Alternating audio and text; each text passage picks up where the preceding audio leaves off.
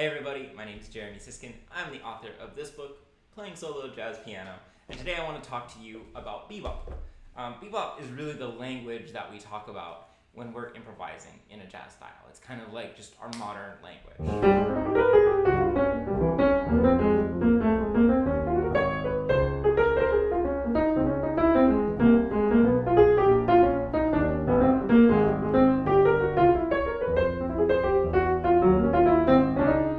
So bebop is mostly invented by Charlie Parker, but with the help of people like Bud Powell and Dizzy Gillespie and Thelonious Monk. And bebop involves a lot of eighth notes. It's generally kind of a virtuosic style. You want your playing to be really unpredictable in bebop. So I'm going to show you three things that you might not have noticed before if you've been studying and playing in the bebop style. And I'm mostly going to be using Charlie Parker's iconic piece Donna Lee as an example. If you've never heard Donna Lee,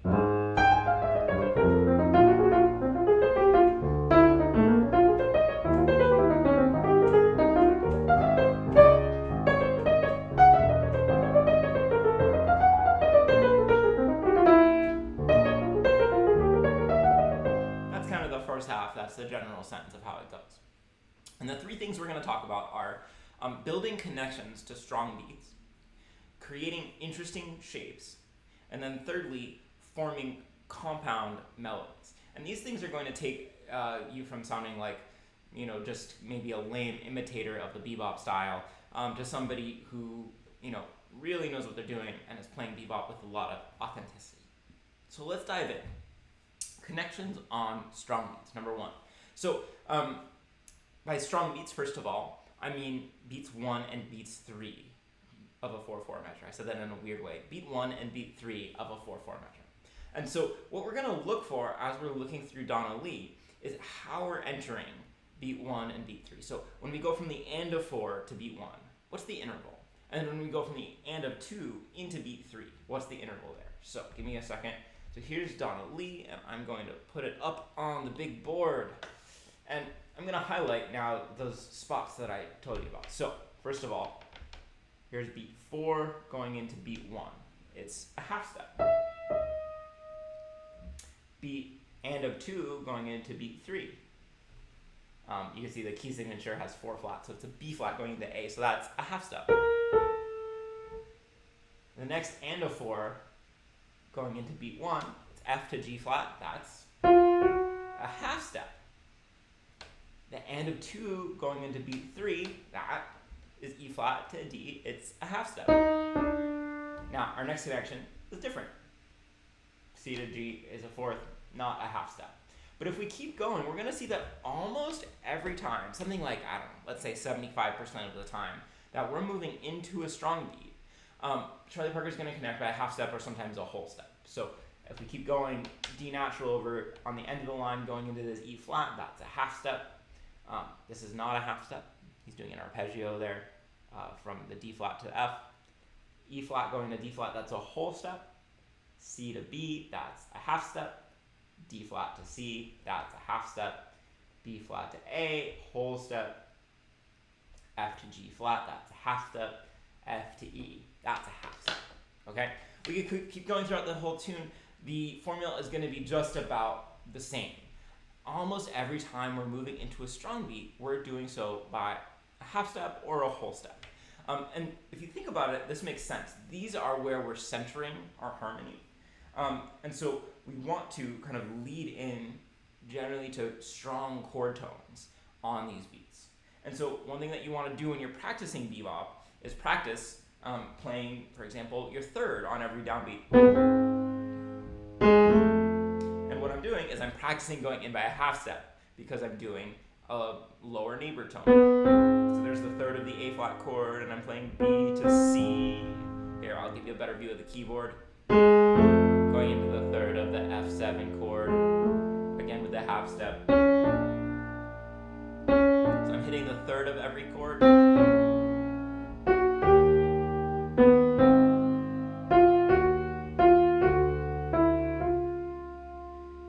And then you can practice kind of leading into those.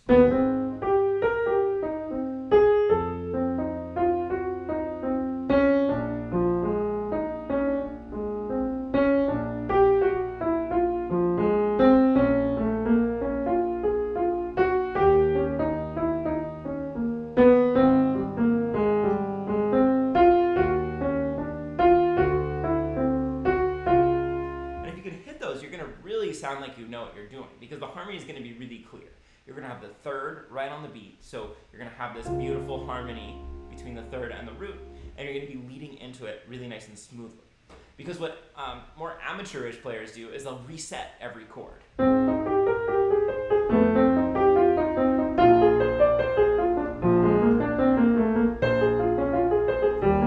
you can hear that sounds very segmented. It doesn't sound very fluid.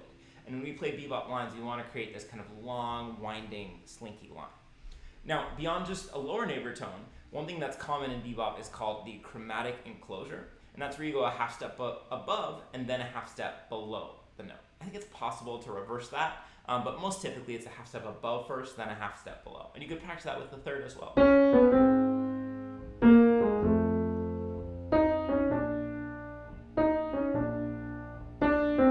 Okay, so this is practicing, again, a half step from below.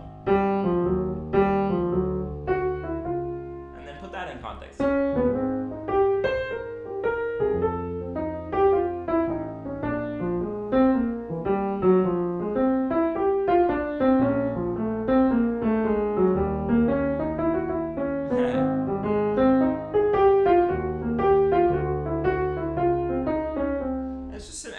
But it gets you accustomed to playing those half-step lead-ins to chord tones on the strong beats.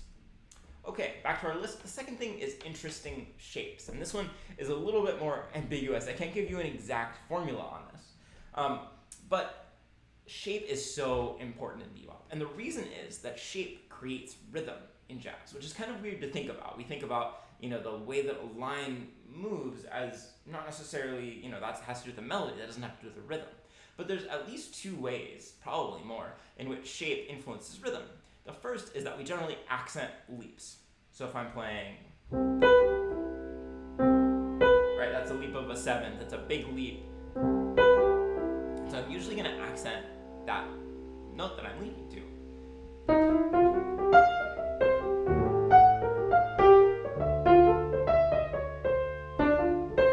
Right, and that's true whether we're leaping up or we're leaping down.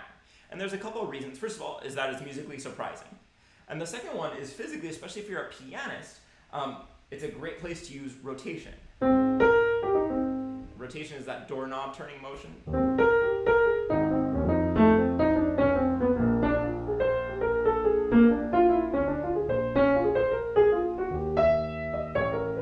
Because you're usually going to be using either your pinky or your thumb on that leap. It's a great place to add an accent.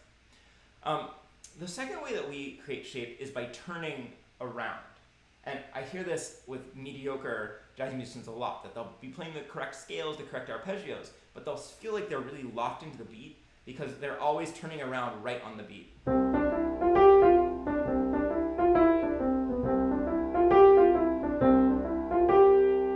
Right? If I turn around on the beat instead of on the off beat, it's going to sound square.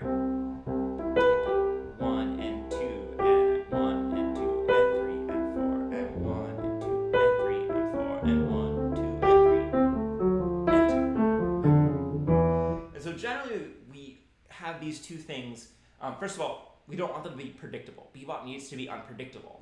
But more times than not, they're going to be on the offbeat rather than on the downbeat. So let's take a look at Donna Lee. I'm going to clear up these highlights. And so the first interesting thing we see on the shape is that it starts with what I call a turn. So the highest note actually happens not right on the beat, but a little bit off the beat. And that's so much more interesting than if you started 1, 2. Right, that feels very square compared to. Okay, then we have this nice leap down, and I'm going to zoom in, and I'm going to go to my iPad view, because I'm good at this. So then we have this nice leap to the and of 3, right? This is 3 and. So leap to an offbeat, right? It makes sense. We connect to the strong beats, to beats 1 and beat 3, and then we leap to the offbeat.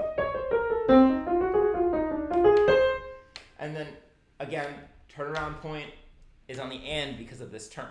So, right, and by turn, I'm talking about this little ornament. So the highest note now of that phrase is kind of on the and, on the middle triplet. This turnaround point is on the downbeat, but then this turnaround point is on the offbeat. So, I always think that bebop should sound good if you were to play it as a snare drum solo. This would be right.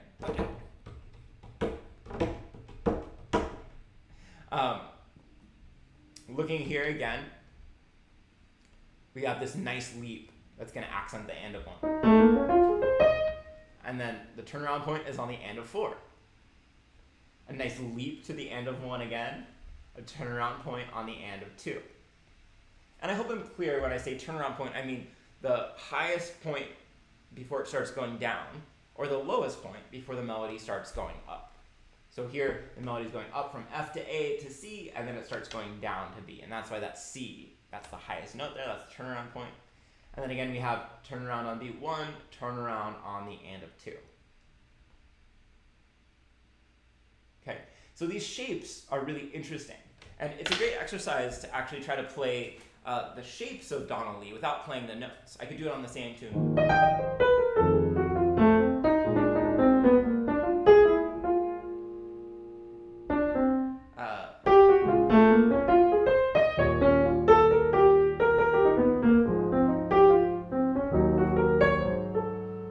Different notes from the chords, or I could do it on a different tune. You know, if I wanted to play Donna Lee on Autumn Leaves, I could take the same shape and I could apply it. So, right, get that in your ear, and I'm gonna play.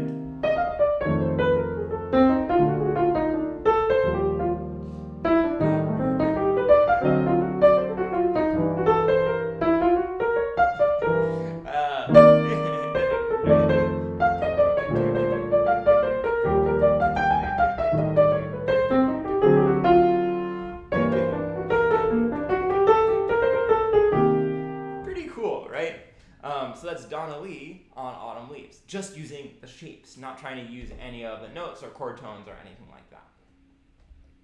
So intersecting shapes are key, and I'll tell you just a short story about that, which is that Keith Jarrett apparently at one point took on just a handful of students, and the reports from Keith Jarrett's students were that all that Keith wanted to do was look at Bud Powell solos. Bud Powell's one of the great bebop players, and just talk about the shapes of the solos. That was all that he was obsessed with, was where he goes up, where he goes down, where he turns around, where he leaps, versus where he plays stepwise. So even Keith Jarrett is kind of obsessed with these shapes. So the last concept is maybe the most difficult to get your head around, but I think it's really important, and this is the concept of compound melodies.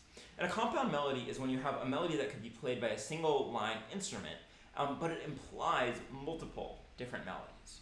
So anything from the Bach cello suites is such a great example of compound melody, because cello, right, by its nature, unless you're playing double stops, that's a single line instrument. And so if you're playing,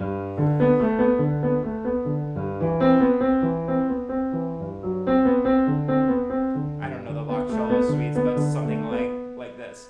And so here, of course, it's beautiful as its own melody, but it's also implying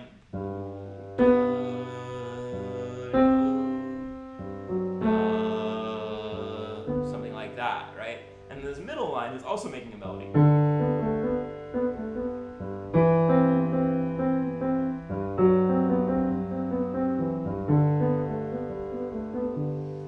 Okay, so within these melodies, there's other hidden melodies. And before we look at it in Donna Lee, where it's maybe a little bit more complex, I want to show you the Charlie Parker Blues for Alice, where I think it's a little simpler. So I'm going to switch views for you, like the semi-professional that I am, like the YouTube star that I was born to be. So if you've never heard this tune, great blues head.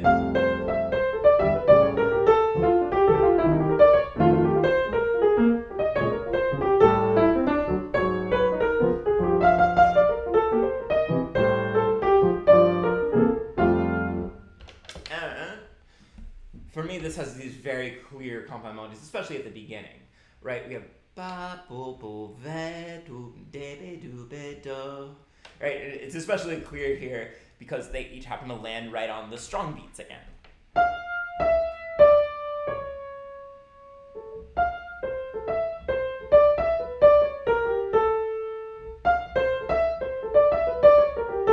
Compound melodies also create rhythm. Our ears are drawn to these compound melodies. And if you start looking for these, you can start seeing them lots of other places, right? Like if we look at the second line, right here where I put the star, we have D, D flat, and that really wants to lead down to C. And then where does that want to go? B flat, A flat. Right? So once you start looking for these, you realize that they're everywhere. Compound melodies, also make sense. They don't have to be such this, complicated thing to think about. They also kind of make resolutions, right? This D flat over here, this is a tense note. It wants to resolve to C. So it makes sense that that C comes in next. But just like Bach's compound melodies make his music so much richer, Charlie Parker's compound melodies make his music richer. So I want to show you a couple places. And one of the things that's interesting is that you'll see him sometimes kind of leap octaves with his compound melodies as well. And I think that's really noteworthy. So let's start on the second line here. I'm going to put a star by it again.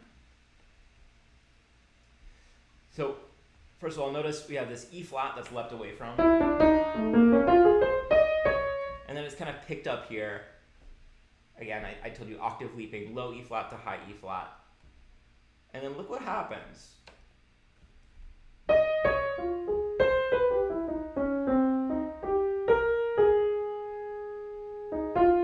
And then that resolves on the downbeat, even. Bo, ba, da.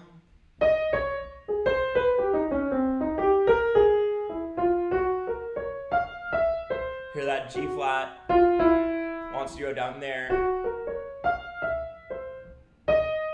And then we have this E flat. So this is a long compound melody that actually spans an entire octave from E flat down to E flat. Let me play it for you. See if you can keep your ear on that compound melody.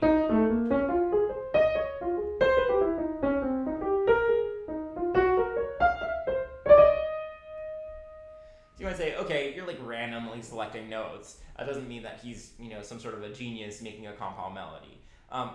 But I think there's just a lot more examples of this, and some are really subtle and some are really clear. So, here, I'm not arguing he's a genius, but so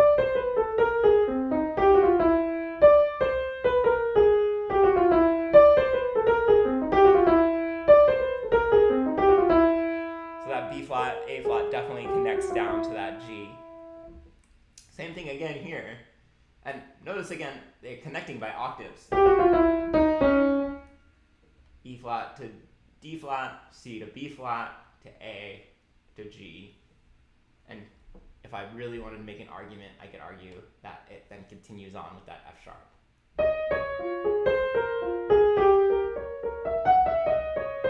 I don't know if I'm buying that connection to the F sharp. But there's all these ways that there's connections happening, even in this opening phrase, which I didn't show you, because I wanted to show you a clearer example first.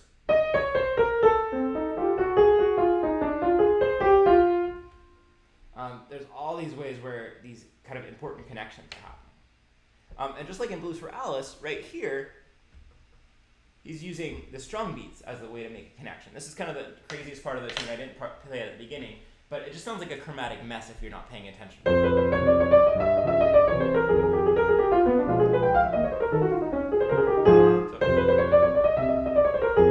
It's just a bunch of kind of side steps. But if you look at the notes on the strong beats,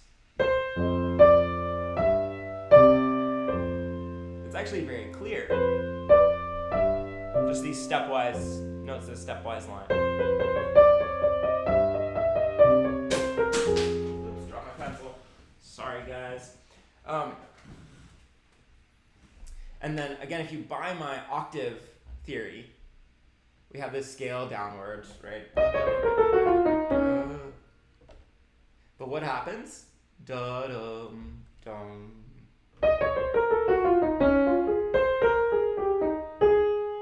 We go from D flat to C and B flat an octave higher, and then eventually to A flat.